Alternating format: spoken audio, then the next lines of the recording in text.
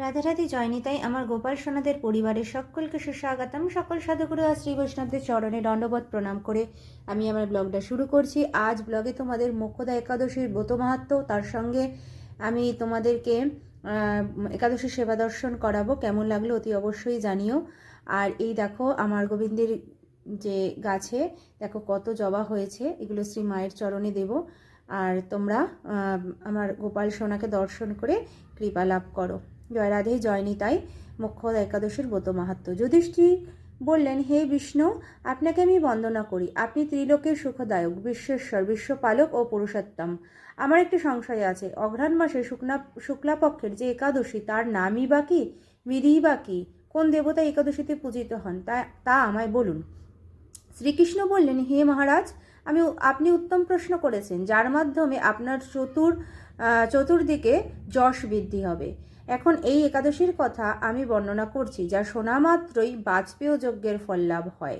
অঘ্রাণ মাসের শুক্লাপক্ষের একাদশী মোক্ষদা নামে পরিচিত। সর্বপাপ নাশিনী ও ব্রত মধ্যে মহাশ্রেষ্ঠা এই একাদশী ব্রত। শ্রী দামোদর। তুলসী মঞ্জুরি, ধূপ, দীপ ইত্যাদি উপাচারে শাস্ত্র বিধি অনুসারে শ্রী দামোদরের পূজা করতে হবে। পূর্ববর্ণিত বিধি অনুসারে দশমী এবং একাদশী পালন করতেই হবে। এই উপবাস দিনে স্তবশ্রুতি, নিত্য গীত আদি সহ রাত্রি জাগরণ করা অবশ্যই কর্তব্য। হে মহারাজ, প্রসঙ্গক্রমে একটি অলৌকিক কাহিনী আমি বর্ণনা করছি। মনোযোগ দিয়ে এই ইতিহাস শ্রবণ মাত্রই সর্বপাপ ক্ষয় হয়। যে পিতৃপুরুষেরা নিজ নিজ পাপে অধোজনি প্রাপ্ত হয়েছে, এই ব্রত পালনের পুণ্যফল বিন্দুমাত্র তাদেরকে যদি দান করা যায়, তারাও মুক্তিলাভের যোগ্য হন। কোনো এক সময়ে মনোরম চম্পকনগরে বৈখানস নামে এক রাজা ছিলেন। তিনি ছিলেন সমস্ত বৈষ্ণব সদ্গুণে বিভূষিত। প্রজাদের তিনি পুত্রের মতো পালন করতেন। তার রাজ্যে বহু বেদজ্ঞ ব্রাহ্মণ বাস করতেন। রাজ্যের সকলেই ছিল বেশ সমৃদ্ধশালী। একবার রাজা স্বপ্নে দেখলেন যে তার পিতা নরকে পতিত হয়েছেন। তা দেখে তিনি অত্যন্ত বিস্মিত হলেন। পরদিন ব্রাহ্মণদেরকে ডেকে বলতে লাগলেন, হে ব্রাহ্মণগণ, গত রাত্রিতে স্বপ্নে নরক যাতনায় পিতাকে কষ্ট পেতে দেখে আমার হৃদয় বিদীর্ণ হয়েছে। তিনি আমাকে লক্ষ্য করে বলতে লাগলেন, হে পুত্র, তুমি আমাকে নরক সমুদ্র থেকে উদ্ধার করো। তার সেই অবস্থা দেখে আমার অন্তরে সুখ নেই। আমার এই বিশাল রাজ্য, স্ত্রী, পুত্র, কিছুতেই আমি শান্তি পাচ্ছি না।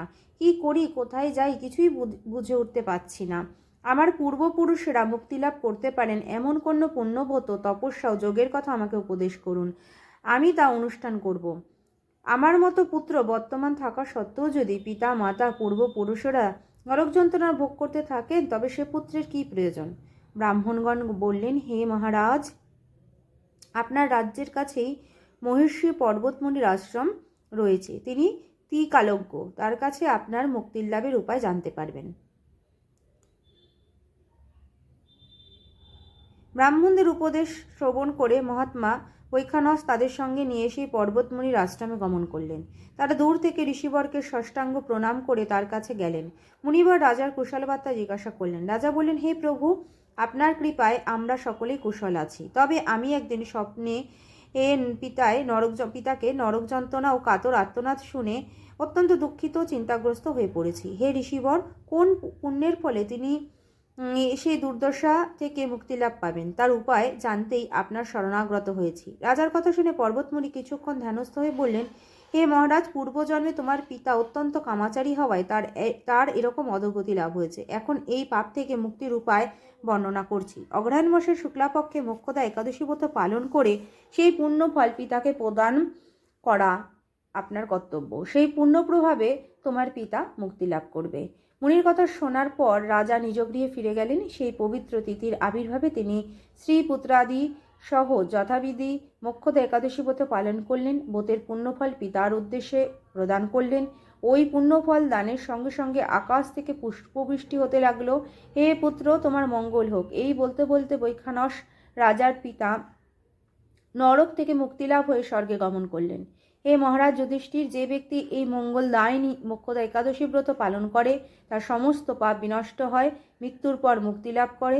এই ব্রতের পূর্ণ সংখ্যা আমিও জানি না। চিন্তামণির মতো এই ব্রতটি আমার অত্যন্ত প্রিয়। এই ব্রতের কথা যিনি পাঠ করেন এবং যিনি শ্রবণ করেন, উভয়ই বাজপেয় যজ্ঞের ফল লাভ করে।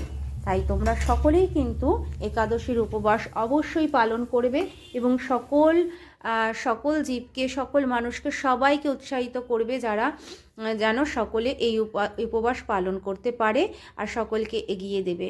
ঠিক আছে? আর তোমরা এই মোক্ষদা একাদশী ব্রতেতে যেহেতু গীতার জ্ঞান ভগবান শ্রীকৃষ্ণ কুরুক্ষেত্রের যুদ্ধে এই যুধিষ্ঠিরকে দিয়েছিলেন, তাই এই মোক্ষদা একাদশীতে তোমরা সকলে গীতা পাঠ করবে এবং সকলকে উৎসাহিত করবে গীতা পাঠ করার জন্য। যারা গীতা পাঠ করতে পারো না তারা অবশ্যই শ্রবণ করবে গীতা পাঠ, এবং গীতার যে 18টা নাম রয়েছে, ওং গঙ্গা গীতা সাবিত্রী সীতা সত্যা প্রতিব্রতা ব্রহ্মবলি ব্রহ্মবিদ্যা ত্রিসন্ধ্যা মুক্তিগৃহিণী অর্ধমাত্রা চিদানন্দভ অগ্নিভ্রান্তি নাশিনী বেদোত্তী পরনন্দা তত্ত্ব জ্ঞান মঞ্জুরি, এই যে 18টা নাম গীতার, সেটা তোমরা পাঠ যদি করো তাহলে গীতা লাভেরই ফল লাভ হয়।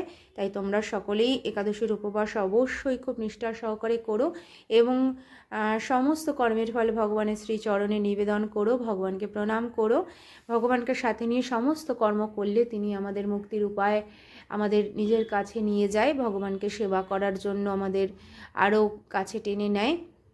তাই তোমরা সকলেই কিন্তু একাদশীর উপবাস করো। আর এই মোক্ষদা একাদশীতে আমি গীতা আর হলো কাউন্টার আমার ভাইকে প্রণামী সহযোগে আমি দিয়েছি ওকে, যাতে ও গীতা পাঠ করে এবং জপ করতে পারে সেই জন্য।